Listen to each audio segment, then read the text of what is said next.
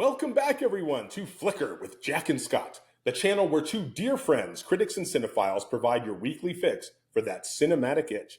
I am your co-host, Jack Hanley, here as always with my cinematic partner in crime, an unfairly good Oscar prediction guru, Scott Agner, in our, welcome, buddy. Welcome to the show. Yeah. Here to take on yet another you say that every category. time. You say that every time, and I'm going to disappoint people. It's going to happen, right? It's one of these times. Everybody's going to come for me because you told them I was going to make the magic happen. Usually by this point in the telecast, I've already crumbled up my little ballots and instructed our producer and friend Shay Westcott not to let Scott taunt me on the phone yet. And I'm very angry by this point, but let's talk about what category we are going to deconstruct today, Scott. Yeah, so this time around, we've got our Best Actress category. So we're going to be taking a look at those amazing performances. And we've got some good ones this time around. So, Jack, I'll let you I think so, too. I really enjoyed this category. Totally this is tough for me because I enjoyed so many of them. Yeah. So I'm anxious to hear what you have to say. As usual, dear viewer, we have not collaborated beforehand. We don't know what the other is going to select.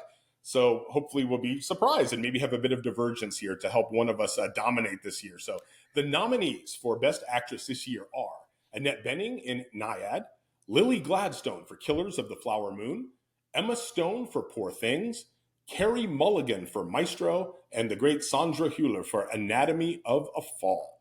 Scott, kick us off by telling us who is going to win this heavily contested category.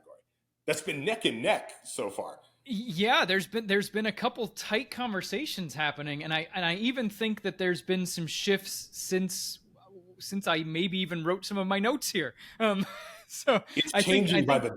Yeah, but I think even regarding that, even regarding the conversation, even regarding some of these shifts that are still playing out, I am still going to put my chips in for Lily Gladstone. I think we've seen enough celebration of that performance. I think that's going to continue. I think it is not only a great performance, but I think it is also an incredibly well-deserved and timely performance for us to be for the Academy to be looking at that and saying, we've got to do something about this. We really need to. It's an incredible performance, and it's incredibly important that we honor that performance. So hopefully that's true. I'm going to say Lily Gladstone, Killers of Flower Moon. I think you're absolutely right. I am also placing my money on Lily Gladstone. And I don't think you misspoke there. The us is for all of America, right? I think This is a performance that kind of needs to be celebrated here. Absolutely. And again, with love to Emma Stone, who I really think, did so much and was so brave in her performance this year. And of course, Sandra Hüller, who's just two outstanding performances this year. Yeah. That's unfair. Totally. She is marvelous as well, but this is one where I think that the moment is going to be better positioned for Lily Gladstone to not only, by the way, who has actually had a great body of work. Mm-hmm. I'm shocked that it seems that a lot of the people in the filmic world have only seemingly just discovered her. She's been great in everything. Even managing with like 6 minutes of screen time to basically hijack the entire Kelly Reichardt film. Because she's such a presence. She's so amazing. But yeah, I think what she was able to do, Scott, with silence, with nuance. Oh yeah. You and I have long been passionate supporters of the argument of that the Academy often just rewards bigger acting rather than best acting. I'm looking at you, the whale, sternly, but right. And so I think what she was able to do with her silence, which also works not only as methodically as an acting choice, but specifically for her character and all the implications of this story of colonialism, I think is so well deserved. And I think it's going to be an amazing moment, probably the best moment that's going to come out of that night, I would argue, when this happens. Yeah, I think you're totally right. I cannot wait to see the acceptance speech, coming from her on this. I'm just excited to see what she's going to bring to that table and bring to that platform. And I think you're absolutely right with sort of the silence of the performance. Not only is it a incredible acting choice that, again, sometimes gets overlooked in favor of the big, but I also think it made the character so good, right? The powerful, strong silence of that character is what makes it such an incredibly great performance. And so, I think it's well worth it for sure. like Leonardo, I would feel the indictment of her silence in certain moments. It Yeah. was so visceral. Oh It yeah. would just hit me through the screen and just make you ashamed Yep. in these moments of that. So yes, Lily, we are looking for you to win this category. Scott, I dare say I think we're going to be similar here. Who should win this? All that great praise going out there for Lily. I'm hesitant to do this, but I am going to say, and again hesitant to do this, but I am going to say that my should would be for Sandra Hüller, because I cannot, and I know this is not what she's nominated for. She's not nominated for two pictures. But when I look at the fact that you turned in two incredibly amazing performances back to back like that, I just cannot ignore that. Performance in Anatomy of a Fall and The Zone of Interest. That is ridiculous. It is insane to think that you're giving us these two performances like this back to back in the same year, that close to each other, and that they're both getting some kind of important recognition. I hesitate to do it, but I just got to say that there's a recognition there for me. So I'll give my should to Sandra Hüller. I love that you're flying that flag, quite frankly, Scott. I've had my heart broken before with that same type of mindset with Colin Farrell last year, turning in two astonishing performances. I remember talking about that. And my absolute heartbreak, I'm still like crying over my Guinness over that implication. But I agree too. That is also my selection. I think she's just been magnificent this year.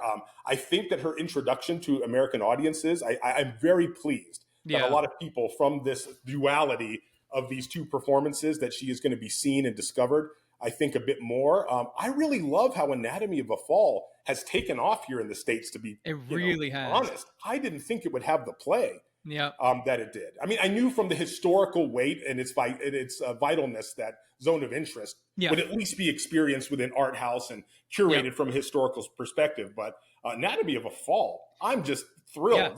It's definitely taken a bit of a dark horse vibe here, where it did kind of feel like it was relegated to those film festivals, and then kind of, most people are going to forget about it or never even have a chance. And it's gotten some well-deserved momentum and praise, which is always great to see, especially from some international cinema, right? I agree. All right. So Scott, the big one. What is the actual best performance this year? So I'm gonna take a play out of the Jack Hanley book yet again, and I'm going to give you the heart and the head aspects of this actual best. My brain tells me that I still need to put Sandra Hüller in the actual best here, but my heart, dang it, goes completely, 100% wholeheartedly to Greta Lee in Past Lives. I've been someone that has praised her performances before Past Lives and her sort of coming up here. I think she is an incredibly talented actress that just has a phenomenal screen presence, and I absolutely was blown away by her performance in Past Lives. Absolutely loved it, which, again, I think I've said this before, that film in of itself is in my top few selections for films overall this year. So had to give that praise. I love that choice. That is in my also must mention here, because I think she was astonishing. That was the Greta snub that everyone should have been upset about. Yeah. And frankly, no one was. And I thought that was preposterous, because it is a beautiful performance. And so well deserved that you called her out for that. That really makes me happy. I'm also with you looking at my notes. I've got Hüller down as well. Again, two of them being great this year. Frankly, if I even found a way to cheat in our whole diversion here and even go into TV, I just have to just drop a name of Dominique Fishback for Swarm this year, because that was actually kind of my favorite performance. But I know it's not within our category. It's not our nomenclature to discuss. But I'm looking at you, Dominique. You're amazing. But I'm going to break away here, Scott, and go radical. I'm going to go in agreement with a film that I think is incredibly underrated and underappreciated. I think it will be studied a bit more. I will have those who argue that it's certainly not the strongest of her canon, but I think it was actually incredibly interesting. And in a year where we had the bombastic Austin Butler gyrating on stage. This was the Elvis film that I actually wanted and that America needed, quite frankly. And again, the great praise to the other version of Elvis played by our boy. But I am giving best actual actress performance this year to Kaylee Spaney for Priscilla, who takes on literally a 14-year-old girl all the way through her life, through Priscilla's viewpoint of this story. I think that given the restrictions too, this is a shout out to Sophia too. What a feat! Given the restrictions by that estate for fear of how this might, be projected or or interpreted, to not get to use a lot of the locations, to not get to have access to the certain songs in the canon, she managed to actually make, I would argue, a more sympathetic portrayal of Elvis than anything. Right? It so came off as like two young kids radically in love, only depending on each other, just crushed by this onslaught of fame and destruction and a thing that no American, or I would argue most people around the world, had never experienced that level of fame. There was no blueprint. They were caught up in a Dantean inferno of a whirlwind together in this. Only one of them got to escape.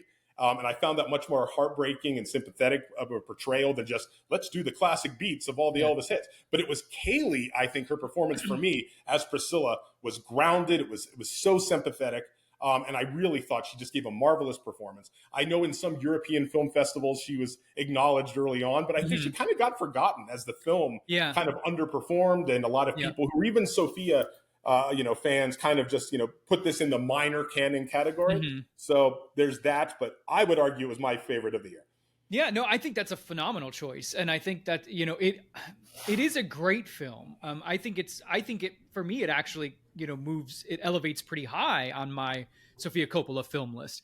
I'm glad to hear who I find to be an incredibly interesting director. I think regardless of if you like her or dislike her or like her work or dislike her work, I think she's always willing to take a risk. She is always willing to give you something new to think about with characters. She's such a great character writer to really kind of take things and just play with them in ways that I think a lot of people are unwilling to do. And I think so to give that and then, let that be taken in the direction that it was with Kaylee, I think is, it really is a great choice. It's a phenomenal choice. And especially for an auteur whose worldview and trademark is always this examination of isolated women, just adjacent to power structures and the alienation that's there. Like, it is such an opportunity for an actress to come in and play in that world and do something amazing to transcend there. And I'm just giving a shout out to you, Kayla. I thought you were great. I'm sad more people aren't talking about you. I know Independent Spirit Awards also at least nominated her. They recognized the performance. So it's a great kind of choice. sad to see more people aren't talking about her, but that is my actual best of the year. So, Scott, we've come to the end of our episode. If people out there are liking us and you're enjoying this channel, if you're new, how can you be a part of all things Jack and Scott? Please do. First of all, we love having you around. We love knowing there's people out there that are engaging with these conversations, listening to us, having fun with it, and willing to be a part of that. So let us know. Give us your thoughts. Give us your observations. Give us your predictions. We are always willing to hear out what you all have to say as a part of that conversation. That's what we're most interested in, right? Is this ability to sort of talk with our like-minded friends. So please do. If you've been following us, you know where to find us. You can find us over on Facebook, over on all the other social media platforms, of course, right here on YouTube with Flickr. Give us that like, give us that subscribe. Let us know you're here for us. Get those notifications. Engage in that conversation, and of course, dive deeper if you want. Be a part of our journey. We welcome you with open arms. We want you to be a part of that conversation, and please do. Very true. We welcome you into our circle of friendship and cinephilia. We're glad you're here. And by the way, share this. If you like this episode, share it with someone else that you love watching movies with. That's what it's all about. Thank you for watching this episode, buddy. I will see you next time.